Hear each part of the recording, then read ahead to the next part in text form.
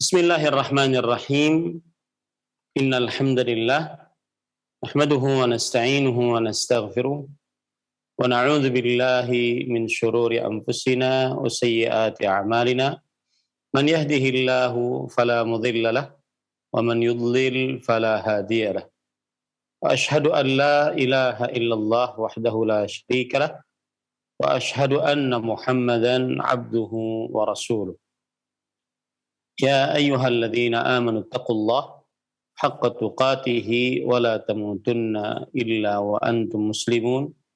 Ya ayyuhan nasu taqu rabbakumul ladzi khalaqakum min nafsin wahidah wa khalaqa minha zawjaha wa batha minhuma rijalan katsiran wa nisaa'a wattaqullaha alladzi tasaaluna bihi wal arham innallaha kana 'alaikum raqiba. Ya ayyuhalladzina amanu taqullaha wa qulu qawlan sadida yuslih lakum a'malakum wa yaghfir lakum dhunubakum wa man yuti'illaha wa rasulahu faqad faza fawzan 'azima amma ba'd. Fa inna asdaqal hadits kitabullah wa ahsanul hadi hadi Muhammadin sallallahu alaihi wa ala alihi wasallam. Wa syarrul umuri muhdatsatuha wa kullu muhdatsatin bid'ah wa kullu bid'atin dhalalah wa kullu dhalalatin finnar. Alhamdulillah, kita bersyukur pada Allah Subhanahu wa taala pada hari ini, hari Rabu 2 Al-Muharram, bulan Allah yang suci 1443 Hijriah. Kita dimudahkan oleh Allah Subhanahu wa taala untuk duduk bersama mengkaji kembali kitab Fathul Majid Syarhu Kitab Tauhid yang ditulis oleh Fadilatul Syekh Abdurrahman bin Hasan Al-Syekh rahimahullahu taala. Salawat dan salam semoga selalu Allah berikan kepada Nabi kita Muhammad sallallahu alaihi wa ala alihi wasallam, pada keluarga beliau, para sahabat, serta orang-orang yang mengikuti beliau sampai hari kiamat kelak. Dengan nama-nama Allah yang husna dan sifat-sifatnya yang ulia, kita berdoa, Allahumma inna nas'aluka ilman nafi'an wa rizqan tayyiban wa amalan mutaqabbala. Wahai Allah, sesungguhnya kami mohon kepada Engkau ilmu yang bermanfaat, rezeki yang baik, dan amal yang diterima. Allahumma amin. Ahibatil muslimun, a'afanillah wa iyyakum, kaum muslimin yang saya cintai karena Allah, para pemirsa Roja TV, para pendengar Radio Roja, dan seluruh kaum muslimin yang mengikuti kajian ini dimanapun berada. Semoga Allah Subhanahu wa taala selalu memberikan afiat kepada kita di dunia dan di akhirat. Kita masih di dalam pembacaan bab yang pertama, yaitu Kitabut Tauhid. Bab yang pertama namanya adalah Kitabut Tauhid. Dan ini adalah pertemuan yang ke-8. Kita lanjutkan dalil-dalil yang dibawakan oleh penulis matan kitab Tauhid, Syekhul Islam Muhammad bin Abdul Wahhab bin Sulaiman bin Ali At-Tamimi rahimahullah ta'ala. Kemudian kita baca syarahnya yang disebutkan di dalam kitab Fathul Majid, Syarhu Kitab Tauhid, yang ditulis oleh Fadilatul Syekh Abdurrahman bin Hasan Al-Syekh rahimahullahu ta'ala. Qala musanniful matan, qala Ibnu Mas'ud radhiyallahu anhu, man arada an yanzura ila wasiyati Muhammadin sallallahu alaihi wasallam allati 'alaiha khatimuhu falyaqra qawlahu ta'ala qul ta'alau atlu ma harrama rabbukum 'alaikum ila qawlihi wa anna hadha sirati mustaqima.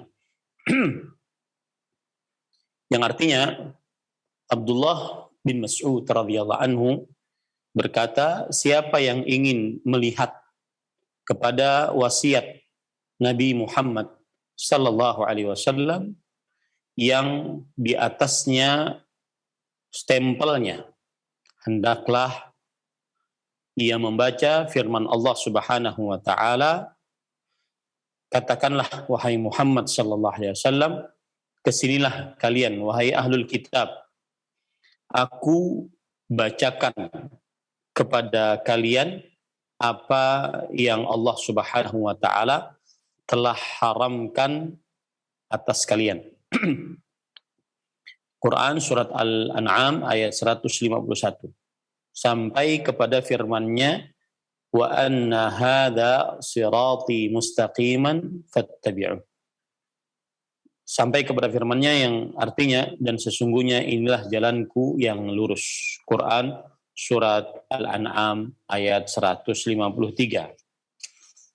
Tentunya ayat ini sudah kita baca sebelumnya pada pertemuan yang ke-7. Dan ayat ini disebut oleh para ulama sebagai ayat 10 perintah. A commandment. 10 perintah Allah Subhanahu wa ta'ala. Dan kita sudah jelaskan ayat ini.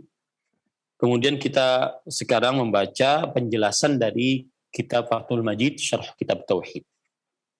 Qala musannifu kitab Fathil Majid, syarh kitab Tauhid, Al-Syekh Al-Allamah Abdurrahman bin Hasan Al-Syekh, beliau berkata, qauluhu Ibnu Mas'udin huwa Abdullah ibnu Mas'udin ibni Ghafil bi mu'jamati wafa, bi mu'jamah wafa, ibni Habib al-Hudhali, Abu Abdurrahman, sahabiyun jalilun minas sabiqin al-awwalin wa ahlu Badr wa Uhud wal Khandaq wa Bai'atir Ridwan min kibari ulama'is sahabah radhiyallahu anhu.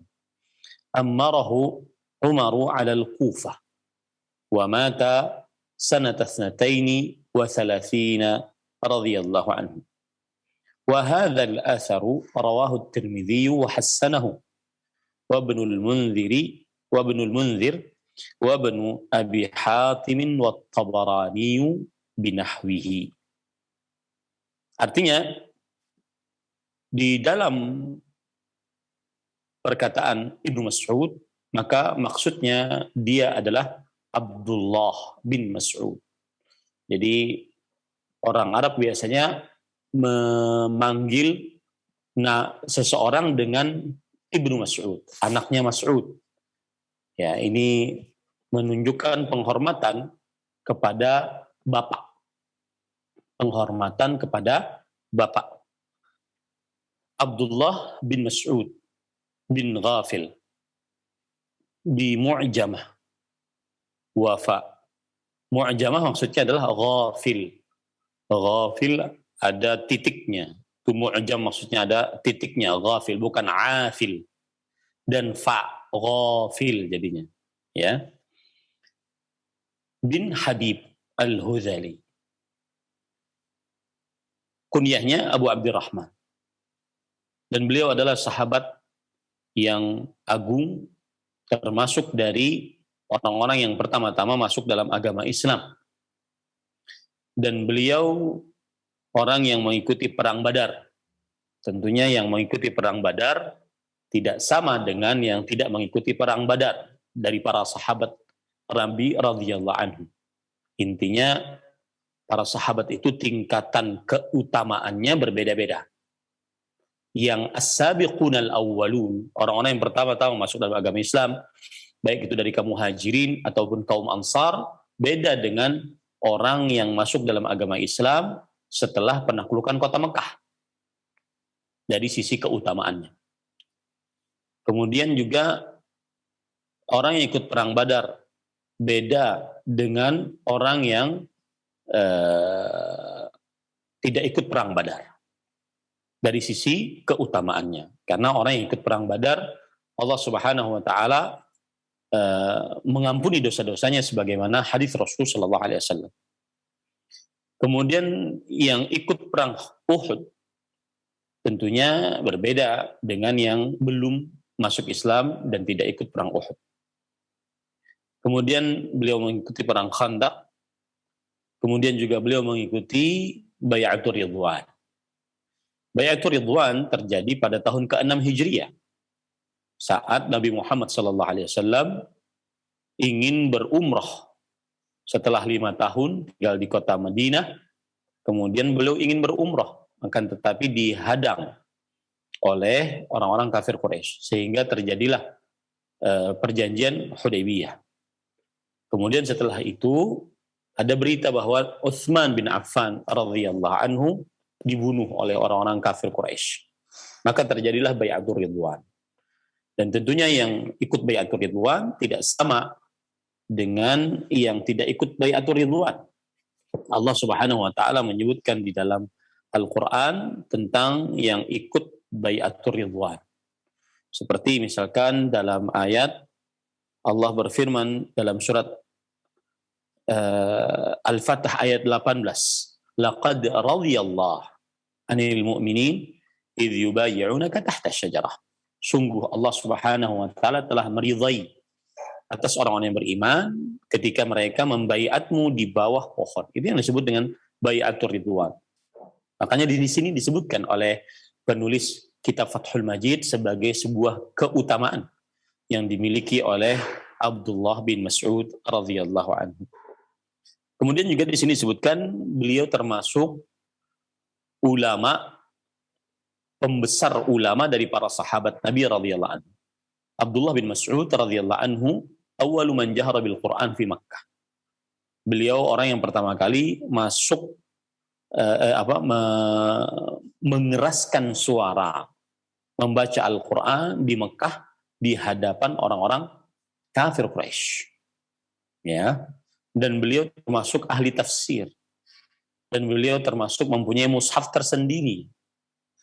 Ya. Makanya beliau termasuk pembesar para ulama, para sahabat Nabi radhiyallahu anhu. Kemudian juga Abdullah bin Mas'ud radhiyallahu anhu, saya menambahkan sedikit di sini, beliau adalah seorang yang keenam masuk dari agama Islam. Makanya beliau termasuk daripada as-sabiqun al-awwalun. Ketika Umar bin Khattab radhiyallahu anhu menjadi khalifah, maka beliau menjadikan Abdullah bin Mas'ud sebagai gubernur untuk kota Kufah. Dan Abdullah bin Mas'ud radhiyallahu anhu meninggal pada tahun 32 Hijriah. Adapun perkataan ini, yaitu perkataan dari Abdullah bin Mas'ud, diriwayatkan oleh Imam Tirmidzi dan dihassankan oleh Imam Tirmidzi, dan juga diriwayatkan oleh Imam Ibnul Munzir dan juga Imam Ibnu Abi Hatim dan Imam At-Tabarani dan yang semisalnya. Nah, itu tentang Abdullah bin Mas'ud radhiyallahu anhu. Wa qala ba'dhum ma'nahu man arada an yanzura ila al-wasiyyah allati ka'annaha kutibat wa khutima 'alayha falam tughayyar wa lam tubaddal falyaqra qul ta'alu ila akhir al-ayat. Shabbahaha bil kitab alladhi kutib thumma khutima falam yuzad fihi walam yunqas. Artinya, sebagian ulama mengatakan makna dari perkataan Abdullah bin Mas'ud adalah siapa yang ingin melihat kepada wasiat yang seakan-akan tertulis, lalu setelah itu diberikan khatam alaiha, artinya diberikan stempel atasnya, atau diberikan penutup atasnya. Ini kan kalau seandainya ada surat, kemudian ada penutup, ada lemnya gitu, maka tidak bisa tidak dirubah dan tidak diganti. Maka hendaklah dia melihat atau membaca surat Al-An'am ayat 151 sampai 153. Artinya itulah wasiat Rasul Shallallahu Alaihi Wasallam. yang tidak berubah-ubah sampai beliau meninggal. Dan diserupakan dengan sebuah surat yang ditulis, kemudian ditutup dan tidak ditambah apa-apa dan tidak dikurangi. Nah, ini menunjukkan kekuatan yang luar biasa dari wasiat tersebut dan pentingnya wasiat tersebut. Kemudian penulis kitab Fathul Majid Syekh Al-Allamah Abdurrahman bin Hasan Al-Syekh berkata, "Fa inna an-nabiyya sallallahu alaihi wasallam lam yusi illa bi kitabillah kama qala fima rawahu Muslim wa qad taraktu fikum ma lan tadhillu ba'dahu in i'tasamtum bihi kitaballah." Karena Nabi Muhammad sallallahu alaihi wasallam beliau tidak berwasiat kecuali dengan Al-Qur'an. Artinya selama hidup beliau tidak menulis wasiat yang beliau tinggalkan sebelum beliau meninggal, tidak. Kecuali Al-Quran. Sebagaimana yang disebutkan dalam hadis riwayat Muslim, Rasulullah SAW bersabda, "Sungguh aku telah tinggalkan di tengah-tengah kalian sesuatu yang kalian tidak akan pernah sesat setelah berpegang teguh setelahnya, jika kalian berpegang teguh dengannya." Apa itu? Yaitu Al-Quran, Kitabullah. Maka inilah wasiat Rasulullah SAW. Dan ini persis seperti yang dikatakan oleh Abdullah bin Mas'ud Abu Abdurrahman, bahwa wasiat Rasulullah SAW ada pada Al-Quran. Itu diantaranya surat Al-An'am 151 sampai 153. Nah, waqad rawa Ubadah bin Samit radhiyallahu anhu qala Rasulullah sallallahu alaihi wasallam ayyukum yubayyi'uni ala haula'il ayati tsalatsah thumma tala qawluhu ta'ala qul ta'alu atlu ma harrama rabbukum 'alaykum hatta faragha min ats-tsalatsil ayat thumma qala man waffa bihinna fa ajruhu 'ala Allah wa man intaqasa minhunna syai'an fa adrakahu Allahu bihi fid dunya kanat 'uqubatuhu wa man akhkharahu ila al-akhirah kana amruhu ila Allah in syaa'a akhidhuhu wa in syaa'a 'afa anhu. Rawahu Ibnu Abi Hatim wal Hakim wa sahhahahu wa Muhammad bin Nasr fil i'tisami. Kemudian penulis kitab Fathul Majid Syekh Al-Allamah Abdurrahman bin Hasan rahimahullah berkata, dan Ubadah bin Samit radhiyallahu anhu telah berkata, Rasulullah SAW bersabda, "Siapakah di antara kalian yang membaiatku untuk mengerjakan 3 ayat tersebut?" Untuk berpegang teguh kepada 3 ayat tersebut. Jadi ini penulis kitab Fathul Majid membawakan riwayat lain bahwa itu memang wasiat Rasulullah SAW. 3 ayat itu. Surat Al-An'am 151 sampai 153. Ya, siapa yang mau membaiatku di antara kalian untuk berpegang teguh kepada 3 ayat tersebut. Kemudian Rasulullah SAW bersabda lagi, siapa saja yang menunaikan 3 ayat tersebut, maka pahalanya di sisi Allah.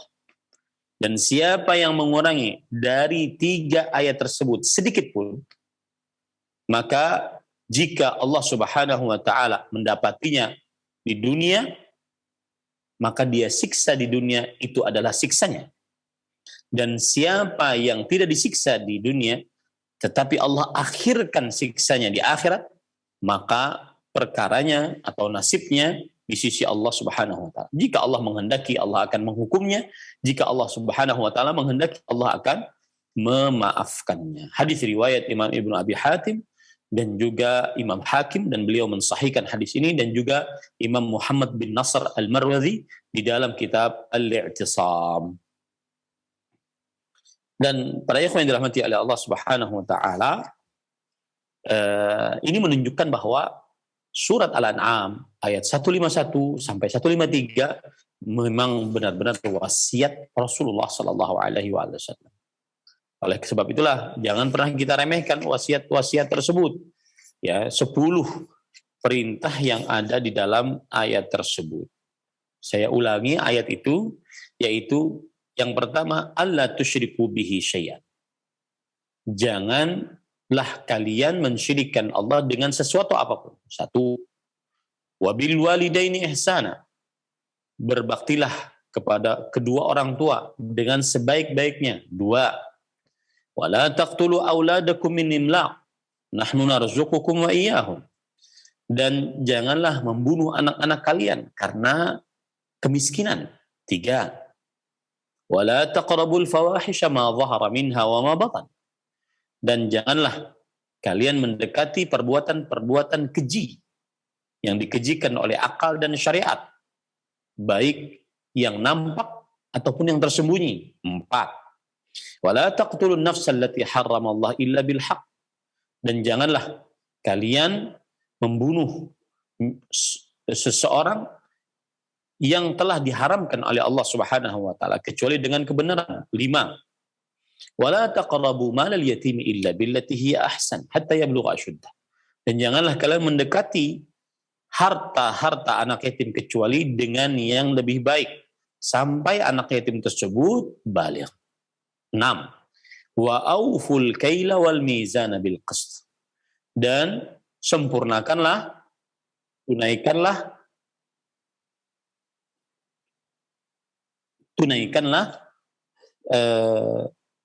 timbangan dan takaran dengan adil. 7. Wa idza qultum fa'dilu walau kana dza qurba. Jika kalian bersaksi, maka bersaksilah dengan adil meskipun atas kerabat kalian. 8.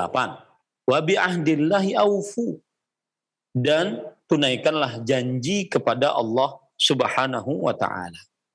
9. Wa anna hadza sirati mustaqiman fattabi'u. Dan inilah jalanku yang lurus, maka ikutilah. Wala tattabi'u subula fatafarraqu bikum an sabili. Dan janganlah kalian mengikuti jalan-jalan lain, maka kalian terpisah dari jalannya. 10. Itulah wasiat Rasul sallallahu alaihi wasallam yang seakan-akan ditulis oleh beliau dan kemudian ditutup dan tidak ada penambahan, tidak ada pengurangan. Siapa yang ingin selamat, hendaklah dia mengerjakan hal tersebut. Ya. Maka kemudian penulis kitab Fathul Majid Syekh Al-Allamah Abdurrahman bin Hasan Al-Syekh mengatakan, qultu wa li anna an-nabiy sallallahu alaihi wasallam lam yusi ummatahu illa bima wassahumullahu ta'ala bih ala lisanihi wa fi kitabihi alladhi anzalahu tibyanan likulli syai' wa hudan wa rahmatan wa busyra lil muslimin wa hadhihi al-ayat wasiyatullah wa wasiyatu rasulih sallallahu alaihi wasallam. Kata Syekh Abdurrahman bin Hasan Al-Syekh rahimahullah, aku berkata, hal ini karena Nabi Muhammad SAW tidak mewasiatkan kepada umatnya kecuali dengan apa yang Allah Subhanahu wa taala wasiatkan dengannya melalui lisan Rasulullah sallallahu alaihi wasallam. Dan di dalam kitabnya yang Allah Subhanahu wa taala turunkan kepada Nabi Muhammad sallallahu alaihi wasallam sebagai penjelasan terhadap segala sesuatu, sebagai petunjuk dan juga rahmat dan kabar gembira untuk orang-orang Islam. Dan ayat-ayat ini adalah wasiat Allah dan wasiat Rasulullah sallallahu alaihi wasallam. Maka ahibati al-muslimun afanillah wa iyyakum, kaum muslimin yang saya cintai karena Allah, semoga Allah Subhanahu wa taala selalu memberikan afiat kepada kita. Inilah wasiat Rasul sallallahu alaihi wasallam yang menjadi inti pendalilan dari wasiat ini terhadap tauhid yang merupakan bab kita adalah wasiat yang paling pertama dan paling utama, alla tusyriku bihi syai'an. Janganlah kalian mensyirikkan Allah dengan sesuatu apapun. Ya. Dan di sini di dalam la tusyriku bihi syai'an terdapat keumuman. Karena di dalamnya ada kata-kata syai'an. Ya. Syai'an adalah sesuatu yang belum ditentukan jenis dan apanya. Dan dia terletak dalam kalimat peniadaan. Wa an-naqirah fi siyakin nafi tufidul umum. Dan kata yang belum ditentukan jenisnya dan apanya, jika diletakkan dalam peniadaan menunjukkan kepada keumuman. Jadi maksudnya, janganlah kalian mensyirikkan Allah dengan sesuatu apapun. Baik itu syirik besar, syirik kecil, syirik tersembunyi. Jangan mensyirikkan Allah subhanahu wa ta'ala. Dan itu salah satu wasiat pertama dari wasiat Rasulullah SAW yang tidak pernah berubah. Dari awal mula beliau diutus sampai akhirnya beliau diwafatkan oleh Allah subhanahu wa ta'ala. Sekarang kita membaca dalil yang selanjutnya yang dibawakan oleh Syekhul Islam Muhammad bin Abdul Wahhab rahimahullah di dalam kitab, di dalam bab yang pertama ini. Yaitu bab yang pertama namanya Kitabut Tauhid.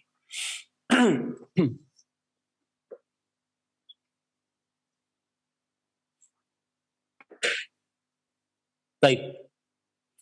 Ahibatul muslimun, a'adhanillah wa iyyakum, qala musannifu kitab tauhid, berkata penulis kitab tauhid Syekhul Islam Muhammad bin Abdul Wahhab rahimahullah taala, wa an Mu'adz bin Jabal radhiyallahu anhu qala kuntu radifan nabi sallallahu alaihi wasallam ala himarin faqala ya Mu'adz atadri ma haqqullahi 'ala al-'ibadi wa ma haqqul 'ibadi 'ala Allah qultu Allah wa rasuluhu a'lam qala fa inna haqqallahi 'ala al-'ibadi an ya'buduhu wa la yushriku bihi shay'an wa haqqal 'ibadi 'ala Allah an la yu'adziba man la yushriku bihi shay'an fa qultu ya Rasulullah afala ubashshiru an-nasa qala la tubashshirhum fayattakilu akhrajahu fi as-sahihain. Dari Mu'adz bin Jabal radhiyallahu anhu, beliau berkata, aku pernah dibonceng oleh Nabi Muhammad SAW di atas seekor keledai. Lalu beliau bersabda, wahai Mu'adz, apakah engkau mengetahui apa hak Allah atas hamba-hamba dan apa hak hamba-hamba atas Allah? Aku berkata, Allah dan Rasulnya lebih mengetahui. Kemudian Rasulullah SAW bersabda, sesungguhnya hak Allah atas hamba-hamba hendaknya mereka beribadah kepadanya dan tidak mensyirikannya dengan sesuatu apapun. Dan hak hamba-hamba atas Allah hendaklah mereka, Allah tidak menyiksa siapa saja yang tidak mensyirikannya dengan sesuatu apapun. Lalu aku berkata, wahai Rasulullah, apakah tidak aku beritahukan kepada manusia atau bolehkah aku memberitahukan kabar gembira ini kepada orang-orang? Rasulullah SAW bersabda, jangan engkau beritakan kabar gembira ini kepada mereka, maka nanti mereka akan bersandar. Hadis riwayat Bukhari dan Muslim di dalam kitab sahih mereka berdua. Adapun qala musannifu kitab Fathul Majid, berkata Syekh Al-Allamah Abdurrahman bin Hasan, penulis kitab Fathul Majid, mengatakan, hadzal haditsu fi sahihain min turuqin wa fi ba'dhi riwayatihi nahwi mimma dzakarahu al-musannif. Atau nahwu mimma dzakarahu al-musannif. Hadis ini disebutkan di dalam kitab dua kitab sahih, yaitu Sahih Bukhari dan Muslim, dari beberapa jalan. Dan di dalam beberapa riwayatnya disebutkan seperti yang disebutkan oleh penulis. Kemudian penulis kitab Fathul Majid menjelaskan siapa itu Mu'adz bin Jabal radhiyallahu anhu. Beliau berkata, wa Mu'adz bin Jabal huwa ibnu Amr ibni Ausin al-Ansari al-Khazraji Abu Abdurrahman sahabiyun masyhurun min a'yanis sahabati radhiyallahu anhu. Syahida Badran wa ma ba'daha wa kana ilaihi al-muntaha fil ilmi wal ahkam wal Qur'ani radhiyallahu anhu. Wa qala an-nabiy sallallahu alaihi wasallam Mu'adz yuhsyaru yawm al-qiyamati amama al-ulama'i bi ratwatin أي بخطوة. قال في القاموس والرتوة الخطوة وشرف من الأرض وسويعة من الزمان والدعوة والفطرة ورمية بسهم أو نحو ميل مدى البصر والراتي العالم الرباني انتهى. Mu'adz bin Jabal adalah nama beliau Mu'adz bin Jabal bin Amr bin Aus al-Ansar. Ini menunjukkan bahwasanya kebiasaan para sahabat dan juga para ahli sejarah, mereka menasabkan orang itu dengan minimal 4 nama, kemudian 3 nama bapak, kakek lagi. Ini menunjukkan bahwa nasabnya terjaga. Saya misalkan Ahmad Zainuddin nama saya. Kemudian bin, bapak saya namanya Kasful Anwar. Kemudian kakek saya namanya Sukir. Kemudian kakek saya namanya datu saya namanya Samloko. Minimal 4 itu kita tahulah, ya, nasab kita, sehingga kita memang benar-benar bernasab yang baik. Mu'adz bin Jabal bin Amr bin Aus al-Ansari, berarti beliau dari kaum Ansar dan beliau dari suku Khazraj. Kunyah beliau Abu Abdurrahman. Kunyah adalah sunnah Rasul sallallahu alaihi wasallam dan hampir seluruh sahabat Nabi radhiyallahu anhu berkunyah. Kemudian beliau adalah sahabat yang masyhur dari pembesar-pembesar sahabat. Beliau ikut perang Badar, sebagaimana sudah saya sebutkan tadi, keutamaan perang Badar yang mengikutinya diampuni dosanya oleh Allah Subhanahu wa taala dalam hadis Rasul sallallahu alaihi wasallam yang sahih. Dan peperangan-peperangan setelahnya. Dan beliau adalah seorang yang tinggi ilmunya dan mengetahui hukum-hukum Islam dan mengetahui apa yang ada di dalam Al-Qur'an radhiyallahu anhu. Nabi Muhammad sallallahu alaihi wasallam bersabda, Mu'adz radhiyallahu anhu akan dikumpulkan pada hari kiamat di depan para ulama dengan satu ratwah. Jadi ini para ulama, ya, di sini misalkan para ulama, kemudian di depan para ulama tersebut Mu'adz bin Jabal radhiyallahu anhu dengan satu ratwah. Satu ratwah itu artinya ada yang mengatakan satu langkah, ya. Dan ada yang mengatakan lagi ratwah adalah gundukan dari tanah, jadi lebih tinggi kedudukannya. Ada yang mengatakan lagi bahwa ratwah adalah lebih cepat lebih cepat masanya, lebih cepat dakwahnya, lebih cepat fitrahnya. Ada yang mengatakan ratwah adalah apabila orang memanah kemudian sampai kemana panah tersebut, nah itulah ratwah. Ya, jadi di depan situ Mu'adz bin Jabal, kemudian para ulama di belakangnya. Ada yang mengatakan ratwah 1 mil, ada yang mengatakan ratwah seluas mata memandang, disitulah Mu'adz bin Jabal, di belakangnya adalah para ulama. Ya. Sedangkan rati artinya adalah al-alim ar-rabbani, seorang yang alim, yang rabbani. Ini hadis yang saya sebutkan tadi, bahwa Mu'adz bin Jabal radhiyallahu anhu akan dikumpulkan pada hari kiamat di depan para ulama sekitar 1 ratwah. Ini hadis riwayat Imam Ahmad, Imam Hakim, dan Abu Nuaim al-Asfahani rahimahullah di dalam kitab beliau Hilyatul Auliya, dan disebutkan oleh Imam Az-Zahabi dalam kitab Siyar A'lamin Nubala. Jelas itu keutamaan dari Mu'adz bin Jabal radhiyallahu anhu. Kemudian penulis kitab Fathul Majid mengatakan, wa qala fi nihayah innahu yataqaddamul ulama'a bi ratwatin ay bi ramyati sahmin wa qila bi min wa qila maddal basar wa hadhihi thalathatu ashbaha bi ma'na al-hadis.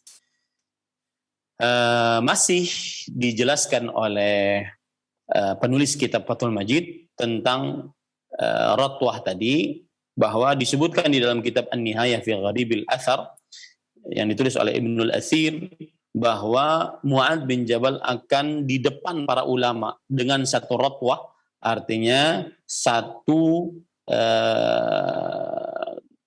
lemparan panah seseorang. Ada yang mengatakan lagi satu ratwah 1 mil, Ada yang mengatakan lagi satu rotbah adalah satu seluas mata memandang. Dan 3 perkara ini lebih dekat dengan makna hadis. Nah, ini juga penjelasan tentang keistimewaan dari Mu'adz bin Jabal radhiyallahu anhu. Dan kita sebagai seorang muslim harus mengetahui tentang keistimewaan para sahabat Nabi radhiyallahu anhu. Karena mereka adalah naqalatul ilm. Mereka adalah penukil ilmu dari Rasulullah SAW sampai kepada kita. Mereka itu penukil ilmu. Maka kita harus mengetahui keutamaan-keutamaan mereka. Ya, keutamaan-keutamaan mereka. Kemudian penulis kitab Fathul Majid mengatakan, mata Mu'adz sanata 18 bisyam fi ta'uni atau fi ta'una amwas. Waqad istakhlafahu sallallahu alaihi wasallam ala ahli Makkah yaumal fathi yu'allimuhum dinahum. Mu'adz bin Jabal radhiyallahu anhu meninggal pada tahun ke-18 Hijriah di negeri Syam. Syam adalah Libanon, Suriah, Palestina, Yordania. Ya, ini tuh Syam. Saat kejadian penyakit ta'un, penyakit yang mewabah dengan cepat. Ada yang mengatakan ta'un itu lepra, yang mewabah dengan cepat di daerah Amwas. Ya, dan itu terjadi pada tahun ke-18 Hijriah. Rasul sallallahu alaihi wasallam telah menjadikan Mu'adz bin Jabal sebagai pemimpin atas penduduk kota Mekah saat penaklukan kota Mekah tahun ke-7 Hijriah. Ya, tahun ke-7 Hijriah. Untuk apa? Mengajari penduduk kota Mekah yang baru masuk ke agama Islam tentang agama Islam. Nah, ini sedikit biografi dari Mu'adz bin Jabal radhiyallahu anhu. Kemudian penulis kitab Fathul Majid, Syekh Al-Allamah Abdurrahman bin Hasan Al-Syekh berkata, rahimahullah ta'ala berkata, qauluhu sallallahu alaihi wasallam, kuntu radhifan Nabi sallallahu alaihi wasallam fihi jawazul irdafi ala dabbati wa fadilatu Mu'adz bin Jabal radhiyallahu anhu. Ketika tadi Mu'adz radhiyallahu anhu dalam hadis berkata, aku pernah dibonceng oleh Rasulullah SAW. Di dalam perkataan ini terdapat dalil bahwa bolehnya boncengan di atas hewan tunggangan.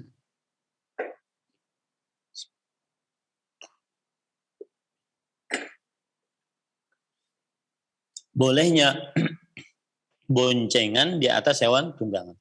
Dan ini juga menunjukkan keutamaan Mu'adz bin Jabal radhiyallahu anhu karena dibonceng oleh Sayyid waladi Adam, pemimpin anak Adam Nabi kita Muhammad sallallahu alaihi wa alihi wasallam. Wa qauluhu ala himar. Di dalam hadis tadi disebutkan di atas keledai. Fi riwayah ismu Afir atau Ufair. Di dalam beberapa riwayat nama keledai Rasulullah SAW Afir atau Ufair. Nah, ini menunjukkan bahwa kebiasaan Nabi Muhammad SAW memberikan nama kepada hewan-hewan yang beliau dekat dengannya. Maka tidak mengapa kalau seandainya kita juga memberikan nama kepada kendaraan-kendaraan kita, nggak jadi masalah. Ini tidak termasuk daripada penyimpangan. Qultu ahdahu ilaihi al-Muqawqis sahibu Misr. Kata penulis kitab Fathul Majid, Syekh Al-Allamah Abdurrahman bin Hasan Al-Syekh, bahwa keledai tersebut diberikan hadiah oleh Al-Muqawqis, yaitu Raja Mesir pada saat itu. Kemudian penulis kitab Fathul Majid berkata, wa fihi tawadhu'uhu sallallahu alaihi wasallam lirukubil himar wal irdafi alaihi khilafan lima alaihi ahlul kibr. Yang artinya di dalam hadis ini ketika ada kata-kata di atas keledai, ini menunjukkan tawaduk, rendah hati Rasulullah sallallahu alaihi wasallam mau menaiki keledai dan bahkan berboncengan di atasnya. Berbeda dengan orang-orang yang menyombongkan diri. Maka mereka merasa tidak cocok atau gengsi untuk menaiki keledai. Qauluhu atadri ma haqqullahi 'alal ibad. Adapun sabda Rasulullah sallallahu alaihi wasallam yang di dalamnya berbunyi, apakah engkau mengetahui apa hak Allah atas hamba-hamba? Kata penulis kitab Fathul Majid, akhraja as-su'ala bi sighatil istifhami liyakuna awqa'a fi an-nafsi wa ablagha fi fahmil muta'allim wa haqqullahi 'alal ibad wa huwa ma yastahiqquhu 'alaihim wa haqqul ibadi 'ala Allah ma'nahu annahu mutahaqqaqun la mahalah li'annahu wa'adahum dzalika jazaa'an lahum 'ala tauhidih wa'dallahi la yukhlifullahu wa'dah walakin aktsaran nasi la ya'lamun. Ketika Rasulullah SAW bersabda, apakah engkau mengetahui apa hak Allah atas hamba-hamba? Kan di dalam hadis tadi disebutkan seperti itu. Maka kata penulis kitab Fathul Majid, Rasulullah SAW mengeluarkan pertanyaan untuk meminta jawaban agar itu lebih masuk ke dalam diri dan lebih dalam pemahaman terhadap orang yang diajari. Nah, di sini kita ambil pelajaran bahwa salah satu cara mengajar adalah dengan bertanya kepada murid-murid. Ya, salah satu cara mengajar adalah dengan bertanya kepada murid-murid. Kemudian penulis mengatakan, dan hak Allah atas hambanya, maksudnya adalah apa yang wajib dilakukan oleh hamba. Apa yang wajib dilakukan oleh hamba dan merupakan hak Allah atas hamba-hambanya. Sedangkan hak hamba atas Allah maknanya adalah bahwa itu pasti terjadi, tidak mungkin lepas. Karena Allah Subhanahu wa taala menjanjikan mereka sebagai bala ganjaran untuk mereka atas tauhid mereka. Ya. Sebagaimana dalam surat Ar-Rum ayat 6. Janji Allah tidak mengingkari janjinya. Akan tetapi kebanyakan manusia tidak mengetahui. Ini menunjukkan bahwa makna dari apa hak Allah atas hamba dan apa hak hamba atas Allah. Hak Allah atas hamba maksudnya adalah kewajiban hamba tersebut terhadap Allah.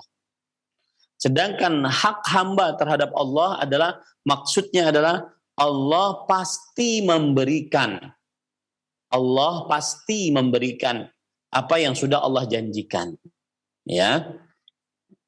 Bukan berarti Allah wajib dan gantian terhadap apa yang telah diperbuat oleh hamba. Tidak. Tetapi maksudnya adalah Allah pasti memberikan. Karena tidak ada seorang pun yang berhak memberikan kewajiban kepada Allah Subhanahu wa taala.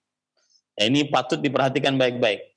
Sekali lagi saya ulangi, apa maksud dari Pak? Hak Allah terhadap hamba. Atau hak hamba terhadap Allah. Hak hamba, maksud daripada hak Allah terhadap hamba adalah yaitu kewajiban hamba terhadap Allah. Hamba wajibnya mengerjakan apa? Yaitu tauhid. Nah, maksud daripada hak Allah, hak hamba terhadap Allah adalah bahwa janji Allah pasti akan Allah tunaikan. Karena Allah telah berjanji dan Allah tidak mungkir dengan janjinya. Allah telah berjanji dan Allah tidak mungkir dengan janjinya. Bukan berarti manusia mewajibkan kepada Allah, bukan, ya. Hak hamba terhadap Allah bukan berarti manusia mewajibkan kepada Allah, karena tidak ada yang berhak mewajibkan sesuatu terhadap Allah. Allah yang Maha Kuasa, Maha Pencipta, Maha Pengatur.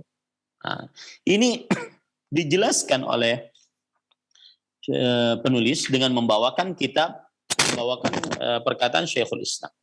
Qala Syekhul Islami rahimahullah, qaulul muti'i yastahiqqul jazaa'a huwa istihqaqu in'amin wa fadlin. Laisa huwa istihqaqu muqabalatin. Kama yastahiqqul makhluqu 'ala al-makhluq. Faminan nas man yaqul la ma'na lil istihqaq illa annahu akhbara bidzalik wa wa'duhu sidqun.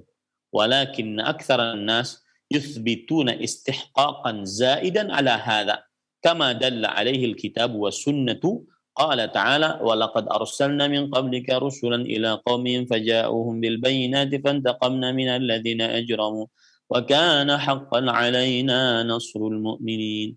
Lakinna ahlas sunnati yaqulun huwa alladhi kataba 'ala nafsihi ar-rahmata wa awjaba 'ala nafsihi al-haqqa wa lam yujibhu 'alaihi makhluqun.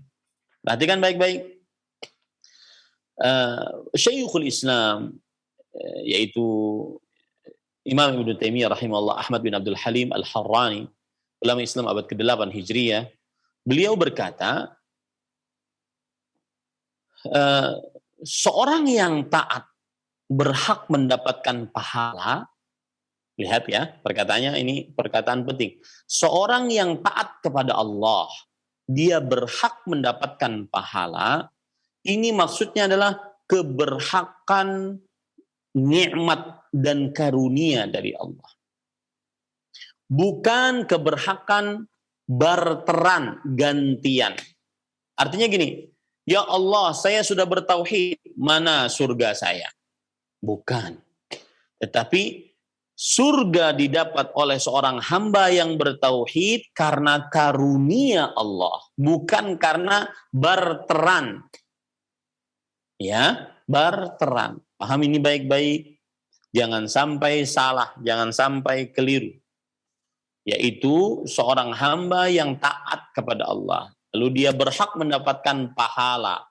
Maka keberhakan pahala tersebut adalah karunia Allah, bukan keberhakan terhadap atas gantian atau atas timbal balik, bukan. Seperti keberhakan makhluk atas makhluk. Saya beri contoh misalkan, saya memuji seseorang makhluk, lalu makhluk ini pun memuji saya. Ini keberkahan antara makhluk dengan makhluk. Kalau Allah tidak, seorang hamba mengerjakan ketaatan kepada Allah, lalu Allah Subhanahu wa taala memberikan pahala. Keberhakan pahala yang dimiliki oleh seorang hamba tersebut adalah karunia dari Allah, bukan atas ketaatan yang saya kerjakan. Saya ulangi, keberhakan pahala yang saya dapat itu atas karunia Allah, atas nikmat dari Allah, bukan gantian atas ketaatan yang saya kerjakan. Itu yang dimaksud oleh Syekhul Islam Ibnu Taimiyah rahimahullah ta'ala. Kemudian beliau mengatakan, karena di antara manusia ada yang mengatakan tidak ada makna untuk keberhakan tersebut kecuali bahwa Allah mengabarkan hal itu saja dan janjinya benar. Akan tetapi kebanyakan manusia menetapkan keberhakan tambahan atas hal itu. Sebagaimana disebutkan dalam Al-Quran dan hadis Rasul Sallallahu Alaihi Wasallam, Allah berfirman dalam surat Ar-Rum ayat 47, ya, yang artinya, dan sungguh kami telah utus sebelum engkau para rasul kepada kaumnya, maka mereka mendatangi kaumnya dengan tanda-tanda kekuasaan dan keterangan-keterangan yang jelas. Kemudian kami balas dendam atas orang-orang yang durhaka, dan itu hak atas kami untuk menolong orang-orang yang beriman. Ya, nah, ini menunjukkan bahwasanya keberhakan pertolongan dari Allah, keberhakan orang-orang beriman untuk mendapatkan pertolongan dari Allah Subhanahu wa taala, ya sudah, itu kabar saja dari Allah Subhanahu wa taala. Gitu. Tetapi Ahlus Sunnah wal Jamaah berpendapat bahwa Allah yang telah menetapkan rahmat atas dirinya, mewajibkan atas dirinya kebenaran, dan tidak ada seorang makhluk pun yang mewajibkan atas Allah Subhanahu wa taala. Intinya bahwa ketika kita mengatakan memahami hak Allah atas hambanya adalah hamba beribadah kepada Allah, dan hak hamba atas Allah adalah bahwa Allah berjanji siapa yang taat maka Allah akan beri pahala, dan Allah tidak mungkir janji. Bukan berarti hak hamba atas Allah, bukan berarti hamba mewajibkan sesuatu terhadap Allah. Karena pahala, ganjaran, surga, nikmat, itu semua adalah karunia Allah, bukan barteran atas amalan hamba. Ini pahami baik-baik. Ini penjelasan tentang akidah Ahlus Sunnah wal Jamaah. Karena nanti berbeda dengan penjelasan Mu'tazilah. Kaum yang lebih mengedepankan akal, logika, rasio, perasaan dibandingkan Al-Quran. Baik. Kemudian ahibati, hafizakumullah ta'ala, penulis kemudian mengatakan, wal mu'tazilatu yad'una annahu wajibun alaihi bil qiyas 'ala al-makhluq wa anna al-'ibada humul ladzina ata'uhu biduni an yaj'alahum muti'in wa annahum yastahiqquna al-jazaa'a biduni an yakuna huwal mujib wa ghalatu fi dzalika. Adapun kaum Mu'tazilah, kaum yang lebih mengedepankan akal dibandingkan dalil Al-Qur'an dan hadis, maka mereka berpendapat bahwa wajib bagi Allah untuk memberikan ganjaran. Ya, wajib bagi Allah untuk memberikan ganjaran terhadap makhluk. Ya, sebagaimana analoginya dengan makhluk. Dan mereka juga berpendapat bahwa hamba-hambalah yang mentaati Allah. Ya.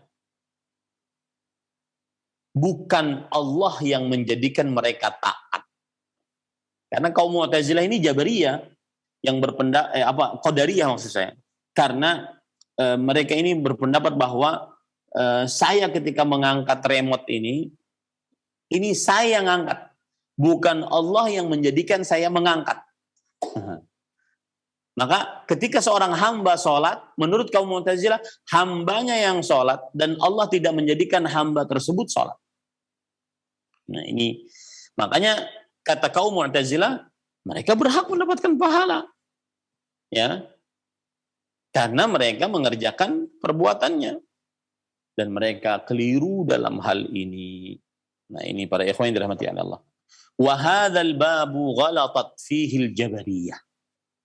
Dan permasalahan ini kaum Jabariyah keliru di dalamnya. Kaum Jabariyah adalah kaum yang meyakini bahwa makhluk hamba dia berbuat dengan paksaan dari Allah. Saya sekarang berbicara ini Allah memaksa saya untuk berbicara.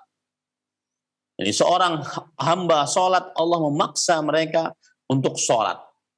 Seorang hamba berzina, Allah memaksa mereka untuk berzina. Ini kaum Jabariyah. Wal Qadariyah, dan juga kekeliruan dalam masalah ini Qadariyah. Jadi antara Jabariyah dan Qadariyah tarafai naqid, kata orang Arab.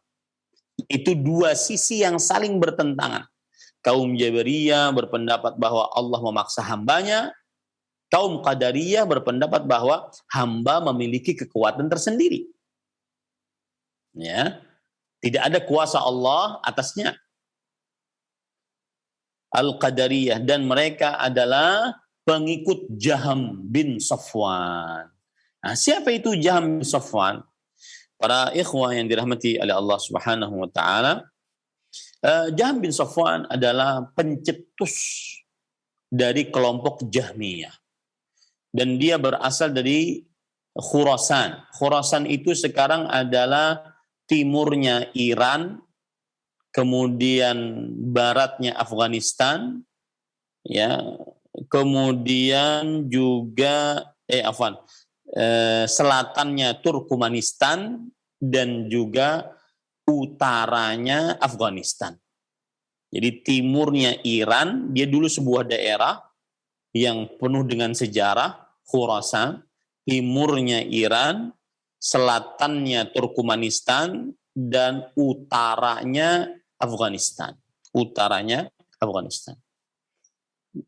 Jaham bin Safwan berasal dari situ, dan dia hidup pada abad kedua, yaitu 200-an Hijriyah, dan dia mempunyai kunyah Abu Mahzar, dan dia adalah seorang yang beranut Jabariyah, yang murni bahwa manusia itu dipaksa oleh Allah untuk mengerjakan sesuatu, ya.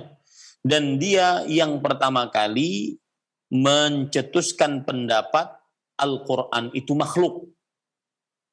Dan dia yang pertama kali meniadakan sifat-sifat dari Allah Subhanahu wa Ta'ala. Allah tidak mempunyai sifat, kata dia.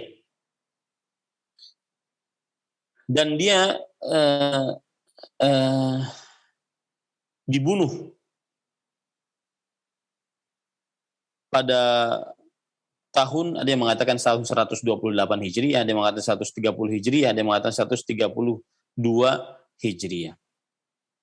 Dan Jaham bin Safwan ini pelajaran bagi orang-orang yang terlalu sering mendebat. Kita itu belajar agama untuk memahaminya, bukan untuk menyaksikannya, untuk meragu-ragukannya.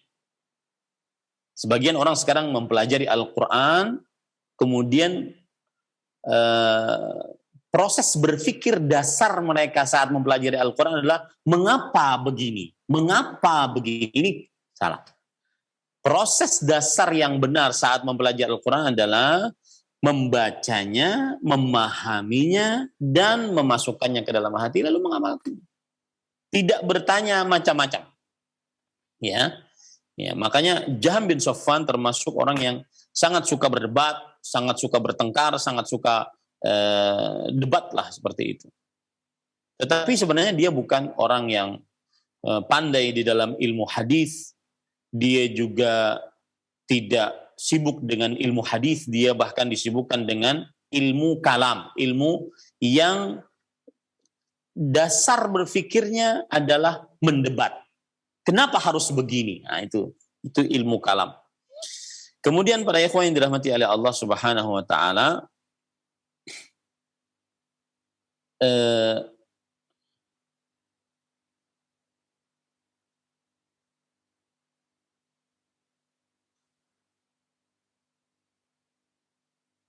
Imam Ahmad rahimahullah berkata tentang Jaham bin Safwan, wa kadzalikal jahmu wa syi'atuhu da'u an-nasa ila al-mutasyabihi min al-Qur'an wal hadithu fadallu wa adallu bi kalamin basharan katsiran fa kana mimma balagana min amril jahm aduwullah annahu kana min ahli Khurasan min ahli Turmud wa kana sahibu khusumatin wa kalam. Dan demikian juga Jaham dan kelompoknya mengajak manusia kepada hal-hal yang samar-samar dari Al-Quran dan hadis. Jadi orang-orang yang kadang-kadang terlalu sibuk dengan hal-hal yang samar-samar dari Al-Quran dan hadis, mereka akan sesat menyesatkan.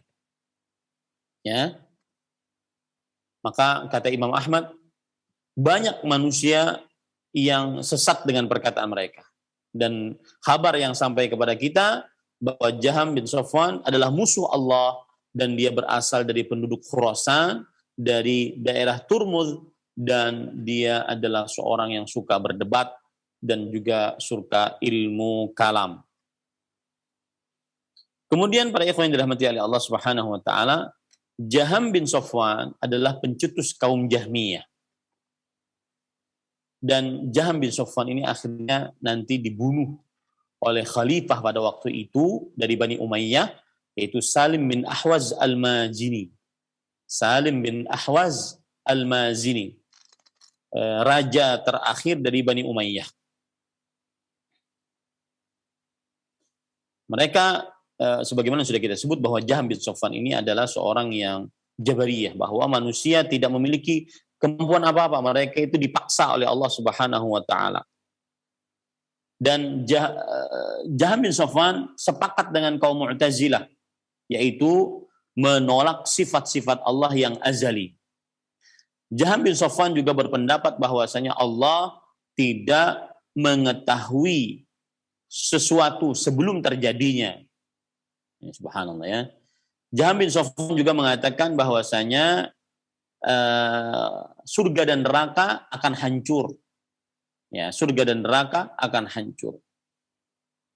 Dan para ulama salaf radhiyallahu anhum, mereka senantiasa membantah pendapat Jaham bin Safwan ini. Kebalikan dari Jaham bin Safwan yang menolak sifat-sifat Allah adalah Muqabil bin Sulaiman, yang juga ada di Khurasan. Muqabil bin Sulaiman. Muqabil bin Sulaiman ini malah menjadikan Allah Subhanahu wa taala seperti pada tubuh manusia, punya tubuh, punya darah, punya daging, ya. Makanya kemudian dia meninggalkan sholat selama 40 hari. Lalu hakim pada waktu itu mengingkarinya. Kenapa meninggalkan sholat? Kemudian dia berkata, jika telah tetap padaku siapa yang aku sembah, maka niscaya aku akan sholat. Maka akhirnya dia dibunuh. Dibunuh juga oleh Salim bin Ahwaz Al-Mazini pada tahun 128 Hijriah. Jadi ada Jaham bin Safwan, ada Muqabil bin Sulaiman. Dua-duanya adalah orang-orang yang menyimpang dari agama dengan penyimpangan yang sangat besar. Nah, ini penulis mengatakan di sini bahwa kaum Jabariyah, kaum Qadariyah, mereka ini pengikut dari Jaham bin Safwan, keliru di dalam permasalahan ini, bahwa hamba yang beramal kemudian mereka dapat pahala, itu pahala yang didapat adalah murni karunia Allah. Bukan bandingan ataupun barteran atas amalan hamba tersebut. Nah, ini para ikhwan yang dirahmati oleh Allah Subhanahu wa taala. Nah, cukup dulu ya. Sudah berapa menit kita bicarakan? Ya, sudah 1 jam tepat kita berbicara. Insya Allah kita lanjutkan penjelasan tentang hadis Mu'ad bin Jabal radhiyallahu anhu. Karena waktu belum cukup dan masih banyak yang kita baca, maka wallahu alam belum sempat kita lanjutkan. Sallallahu Nabi Muhammad walhamdulillahi rabbil alamin. Barakallahu fikum wa jazakallahu khairan. Terima kasih para Ustadz yang telah menyampaikan pelajaran serta membimbing kita di kesempatan pagi hari ini. Semoga menjadi tambahan ilmu untuk kita semuanya. Selanjutnya bagi Anda pemerhati roja yang ingin memperdalam dari pembahasan seputar penjelasan Ustadz tadi, bisa menghubungi nomor kami. Kami harapkan pertanyaan Anda berkesesuaian dengan pembahasan. Silakan untuk penelpon yang pertama. Halo. Assalamualaikum. Waalaikumsalam warahmatullahi wabarakatuh. Dengan siapa ini Bapak? Di mana? Hamba Allah dari Solo. Silakan Bapak pertanyaannya. Ini begini, Ustaz. Ya, Assalamualaikum. Salam. Ini mau bertanya, Ustaz. Seperti itu, ada istilah di kampung saya itu, apa kalau orang yang mati itu biasanya 1 hari sampai 7 hari, ada 40 hari, 100 hari, 1 tahun, bahkan sampai 1000 hari. Terus ini yang dikatakan pertama, apakah ini bid'ah atau bagaimana? Kalau anunya itu apa dari tabi'in, apa dari ulama? Masalahnya begini Ustaz, kalau dari Rasulullah yang sahabat itu tidak ada yang seperti itu. Begini Ustaz, tolong jawabannya. Cukup Ustaz. Iya Pak, cukup berkaitan dengan... Wabarakatuh. Iya Pak, Waalaikumsalam warahmatullahi wabarakatuh. Silakan Ustaz. Salatu wassalamu ala Rasulillah. Tentunya pertanyaannya, sebelumnya saya ucapkan jazakumullahu khairan atas Bapak yang bertanya, dan tentunya pertanyaannya tidak berkesesuaian dengan apa yang kita sampaikan pada pagi ini. Akan tetapi ketika ditanya, maka kita menjawab sesuai dengan kapasitas yang kita miliki. Maka jawabannya adalah khairul hadi Muhammad sallallahu alaihi wasallam. Sebaik-baik petunjuk adalah petunjuk Nabi Muhammad sallallahu alaihi wasallam.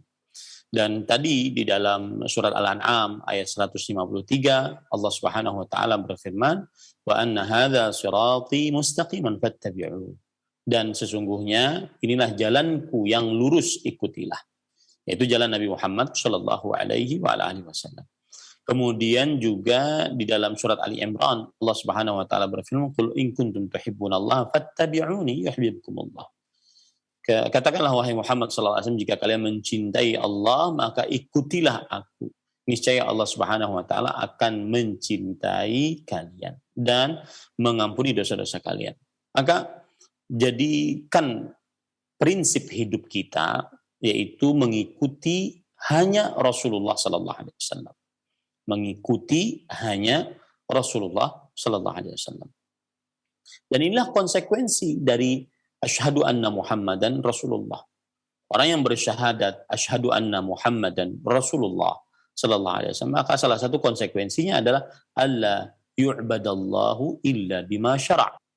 Allah tidak diibadahi kecuali dengan syariat yang disyariatkan oleh Nabi Muhammad sallallahu alaihi wasallam. Maka kita dapati selama hidup Rasul sallallahu alaihi wasallam banyak sahabat-sahabat Rasul sallallahu alaihi wasallam yang meninggal. Di antaranya istri-istri beliau, anak-anak beliau, banyak. Akan tetapi belum ada kegiatan untuk memperingati hari kematian dari kematian keluarga dan kerabat-kerabat tersebut. Dari para sahabat Nabi radhiyallahu anhum juga banyak yang meninggal. Maka belum ada satu riwayat pun yang menyebutkan tentang bahwa Rasulullah SAW memperingati kematian atau wafat dari para sahabatnya. Kemudian juga para sahabat Nabi radhiyallahu anhu ketika Rasulullah SAW meninggal, belum ada di antara mereka memperingati hari wafatnya Rasulullah SAW dengan cara berkumpul-kumpul di rumah Rasulullah SAW ataupun di Masjid Nabawi membaca bacaan ayat Al-Quran ataupun juga hadis-hadis Rasul sallallahu alaihi wasallam ataupun doa-doa, belum ada. Begitu juga di kalangan para tabi'in, begitu juga di kalangan imam yang 4. Belum ada di antara mereka yang menyebutkan bahwasanya apabila ada seorang muslim meninggal, maka berkumpullah di rumah seorang muslim yang meninggal tersebut memperingati kematiannya, membaca bacaan-bacaan tertentu, kemudian pada hari-hari tertentu dan pada waktu-waktu tertentu. Ya, ini adalah amalan yang masuk ke dalam agama Islam dan bukan dari agama Islam. Semoga yang disampaikan bermanfaat. Wallahu a'lam, sallallahu nabiyana Muhammad walhamdulillahi rabbil alamin. Barakallahu fikum wa jazakallahu khairan. Terima kasih atas kesediaan Ustaz untuk menjawab pertanyaan walaupun pertanyaan Bapak tadi tidak berkesesuaian dengan pembahasan yang telah disampaikan. Selanjutnya kami berikan kesempatan bagi Anda yang ingin bertanya seputar pembahasan, kami berikan kesempatan. Silakan. Halo. Assalamualaikum. Waalaikumsalam warahmatullahi wabarakatuh, Bapak. Dengan siapa ini di mana? Menanya Pak Mahmud. Pak Mahmud, mohon dikecilkan dulu volumenya, audionya, supaya kami bisa mendengarkan dengan jelas pertanyaan Bapak nanti ya. Iya. Dikecilkan dulu Pak suara di televisinya. Iya, terima kasih.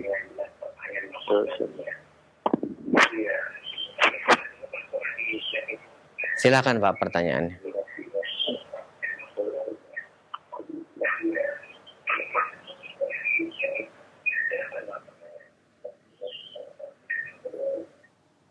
Silakan Pak. Ini saya mau nanya itu bab masalah sholat.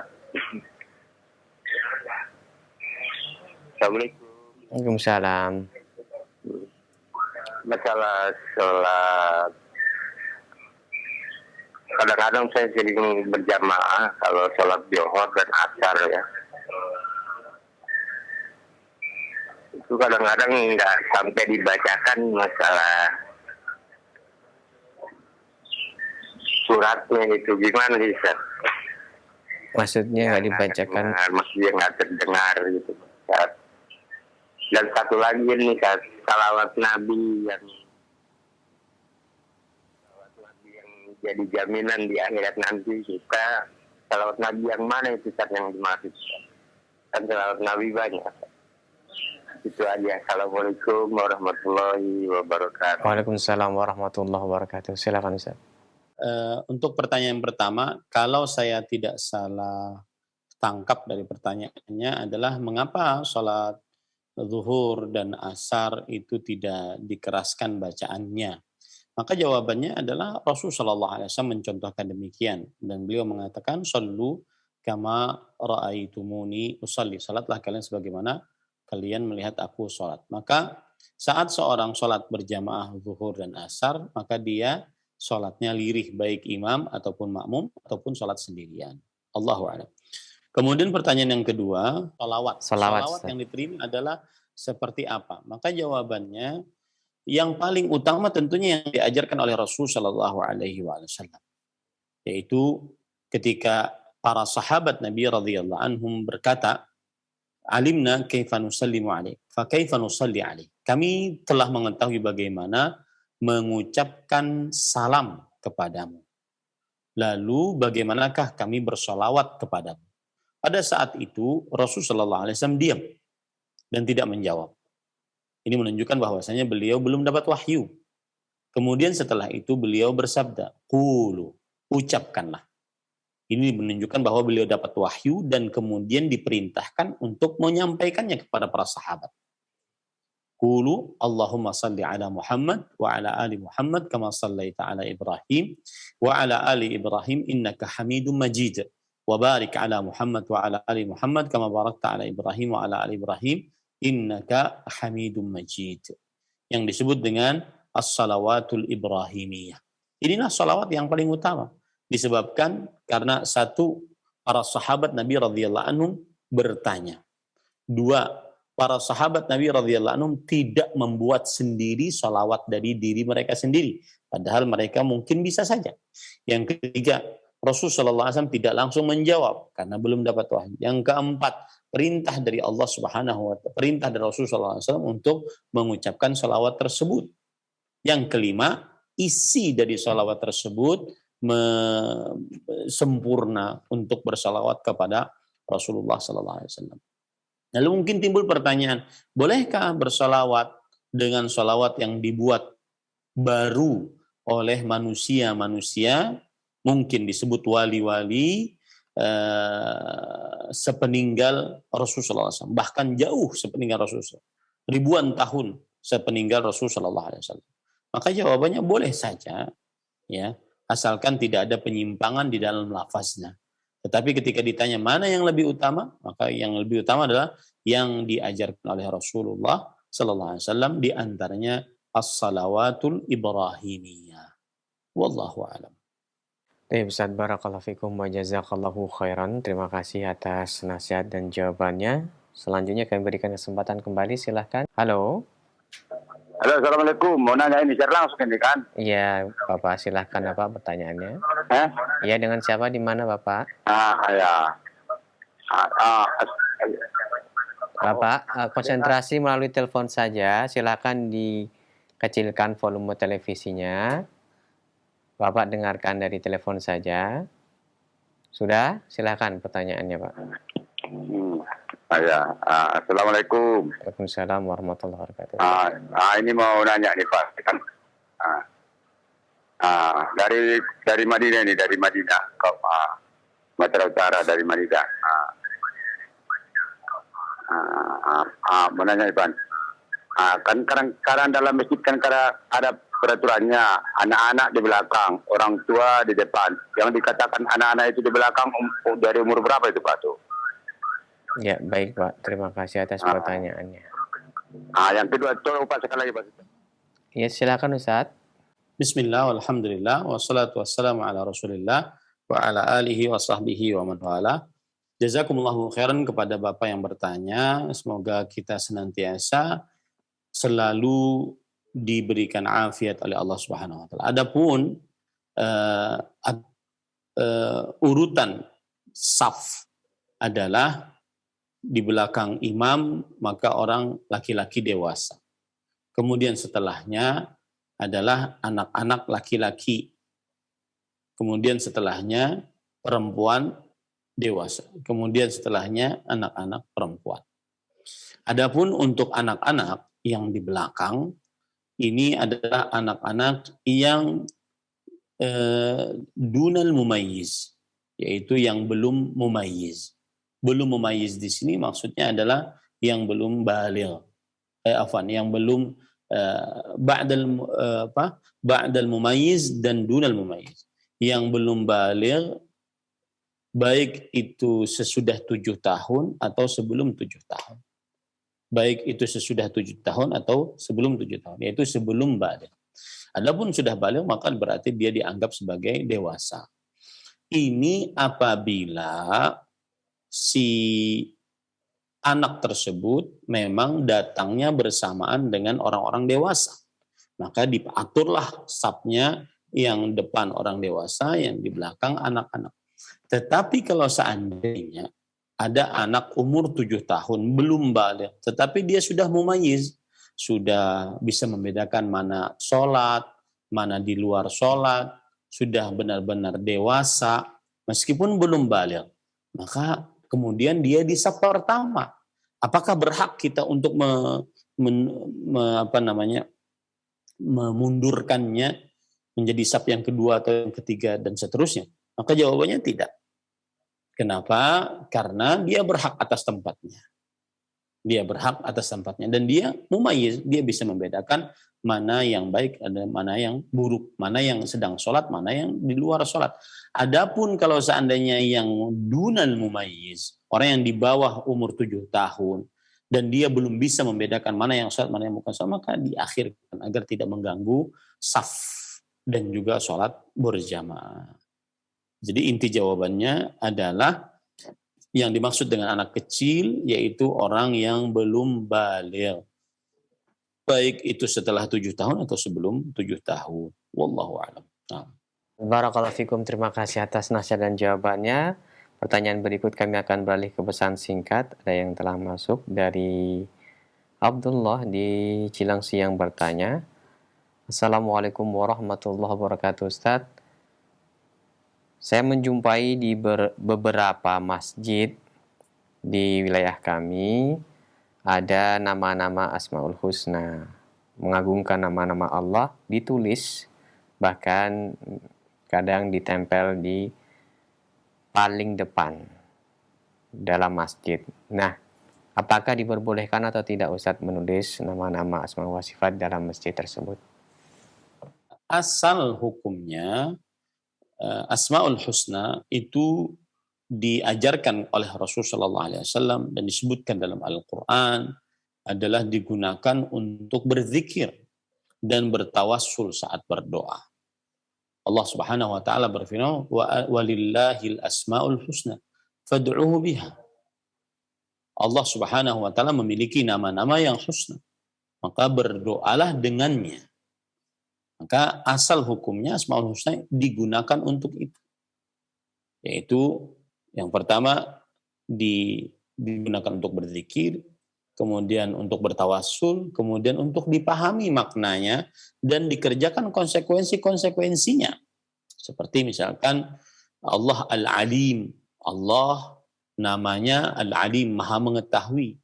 Berarti mempunyai sifat namanya Al-Ilm. Mempunyai sifat ilmu. Dan ilmu Allah tanpa batas. Allah ya'lamu makan, wa ma yakun, wa ma sayakun, idh law kana kaifa yakun. Allah mengetahui yang telah terjadi, yang sedang terjadi, yang akan terjadi, bagaimana terjadinya, jika terjadi Allah mengetahui. Nah, ketika kita meyakini Allah Al-Alim, mempunyai ilmu tanpa batas. Maka ini membimbing kita untuk senantiasa taat kepada Allah. Mengerjakan ketaatan, menjauhi maksiat karena Allah mengetahui. Begitu semestinya kita bersikap kepada al-asma'ul husna. Atau kita gunakan untuk bertawassul saat berdoa. Seperti misalkan, Ya Razzaq urzuqni. Wahai yang memperbaiki, yang maha luas rezekinya tanpa batas, berikanlah rezeki kepadaku. Begitu semestinya kita bersikap kepada kepada Asmaul Husna.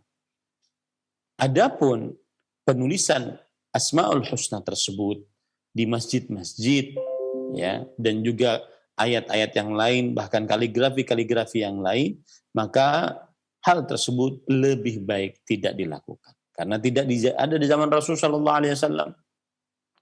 Ya, sepengetahuan yang saya yang sedikit dan pendek ini tidak ada zaman Rasulullah SAW untuk menulisnya di sekeliling masjid. Ya, lebih baik tidak dilakukan. Tetapi kalau dilakukan bagaimana? Maka jawabannya adalah ya kalau sudah terjadi ya sudah dibiarkan. Tidak perlu dihapus juga. Dan ini juga yang terjadi di Masjid Nabawi, Masjidil Haram, ya. Maka itu sebenarnya di zaman Nabi Muhammad SAW belum ada. Adanya hanya setelah zaman-zaman kekhalifahan ataupun raja-raja di zaman ratusan tahun setelah beliau meninggal. Wallahu a'lam. Nah. Terima kasih atas jawabannya Ustadz. Selanjutnya kami bacakan kembali dari hamba Allah. Assalamualaikum. Ana mau bertanya Ustadz. Ana sering merasa tidak khusyuk bila sholat. Karena sering sekali memikirkan Allah bagaimana, seperti apa, dan apa yang sedang saat ini terjadi. Semestinya, apakah hal tersebut termasuk kesyirikan atau tidak Ustadz? Dan bagaimana Ana bertobat? Silahkan Ustadz. Bismillah, walhamdulillah, wassalatu wassalamu ala Rasulillah, amma ba'du. Adapun perasaan seperti itu kata Rasulullah SAW, sarihul iman. Itu adalah kejelasan iman. Maksudnya, seseorang akan dibisikkan oleh syaitan, siapa yang menciptakanmu, siapa yang menciptakan bapakmu, siapa yang menciptakan kakekmu, sampai kepada pertanyaan, siapa yang menciptakan Tuhan. Maka itu kemudian menggelora di dalam hati. Kenapa dia menggelora di dalam hati?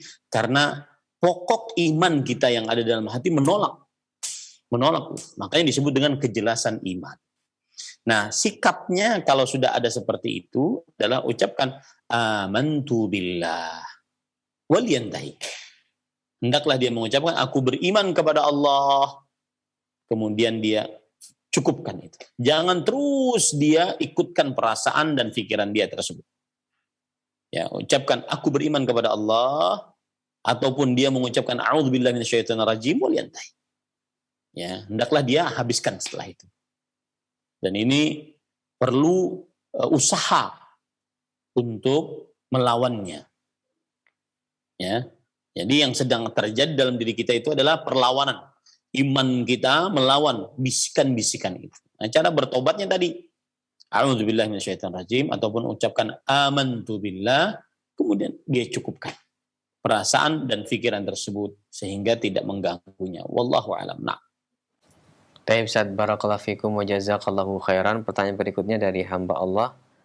Ustadz, ada ajaran dalam tarikat yang mengatakan bersatunya kita dengan Allah, ruh kita dengan Allah.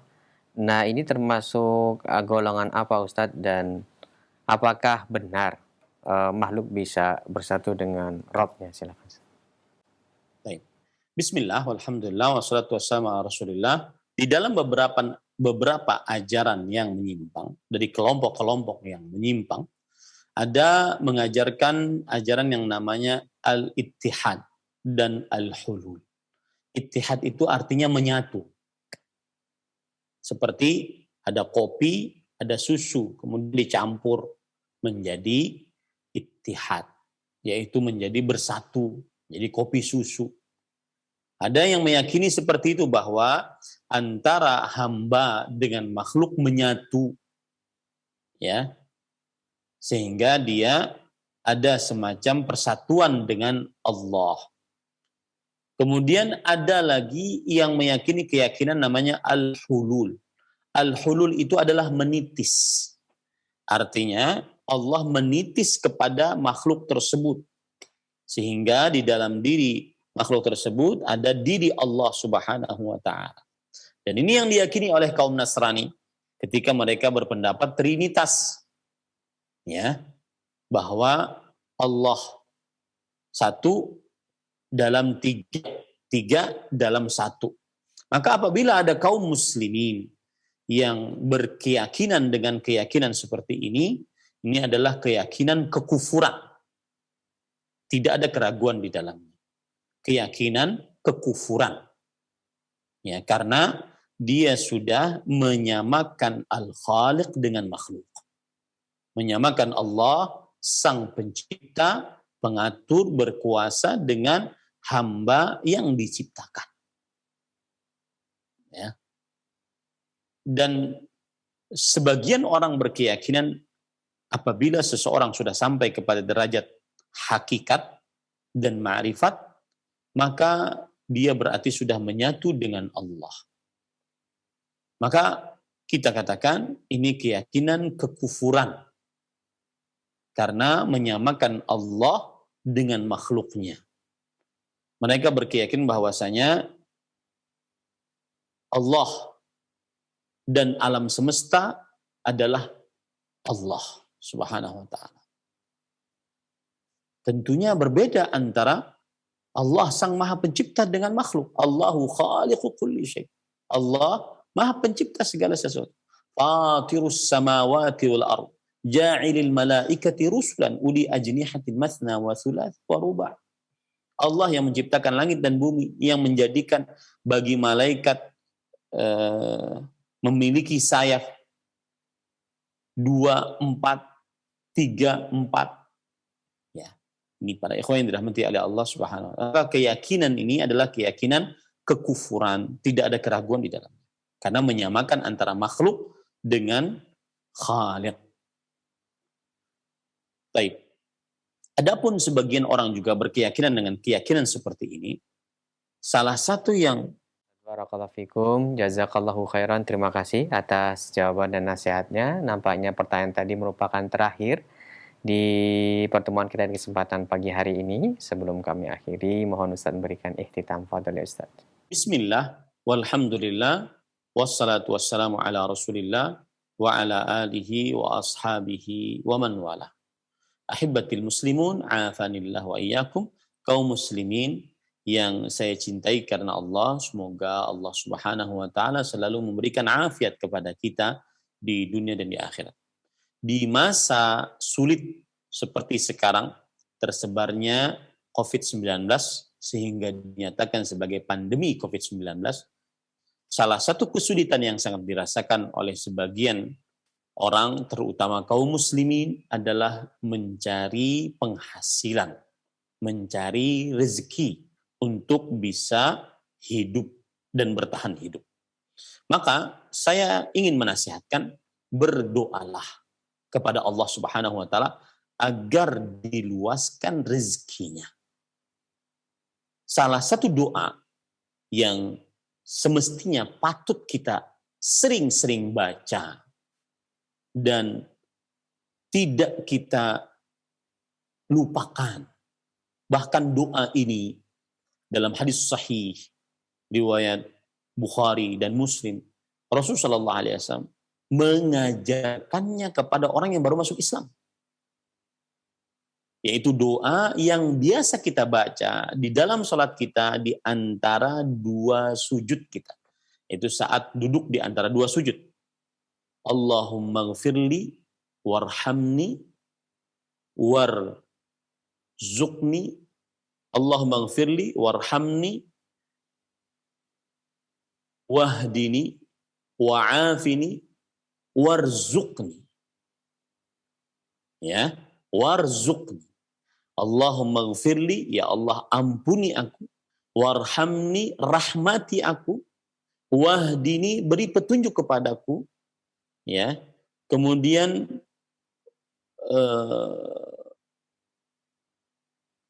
warzuqni, dan berikan rezeki kepadaku. Wa'afi, dan berikan afiat, kesehatan, keselamatan kepadaku. Ini doa semestinya di dalam sholat sering kita baca. Terutama saat duduk di antara dua sujud. Dan boleh dibaca ketika seseorang di dalam sujudnya atau sebelum salamnya. Ini agar kita diberikan rezeki oleh Allah Subhanahu wa taala yang halal, yang berkah, sehingga hilang kesulitan dari dalam diri kita. Tetapi patut diingat bahwa rezeki bukan hanya harta. Rezeki, salah satu rezeki yang terbaik adalah keimanan, ketakwaan, terutama kita dalam keadaan-keadaan sulit seperti ini. Kesabaran, itu rezeki yang luar biasa. Keteguhan hati, karena kita dapati beberapa berita di media sosial, gara-gara tidak tahan dengan keadaan pandemi COVID-19, akhirnya bunuh diri. Seorang muslim tidak melakukan seperti itu. Dan tidak akan pernah melakukan seperti itu. Maka sering-seringlah berdoa. Meminta rezeki. Rezeki yang harta ataupun rezeki yang merupakan kelapangan hati, kesabaran, keimanan, ketakwaan, keteguhan, tawakal, itu rezeki. Allahumma ghfirli, warhamni, wahdini, wa'afini, warzuqni. Ya, warzuqni. Allahumma ghfirli, ya Allah ampuni aku, warhamni, rahmati aku, wahdini, berikan petunjuk kepadaku, wa'afini, berikan afiat, keselamatan, kesehatan kepadaku, warzuqni, dan rezeki kepadaku. Ini yang bisa saya sampaikan. Sallallahu Nabi Muhammad walhamdulillahirabbil alamin. Wassalamualaikum warahmatullahi wabarakatuh.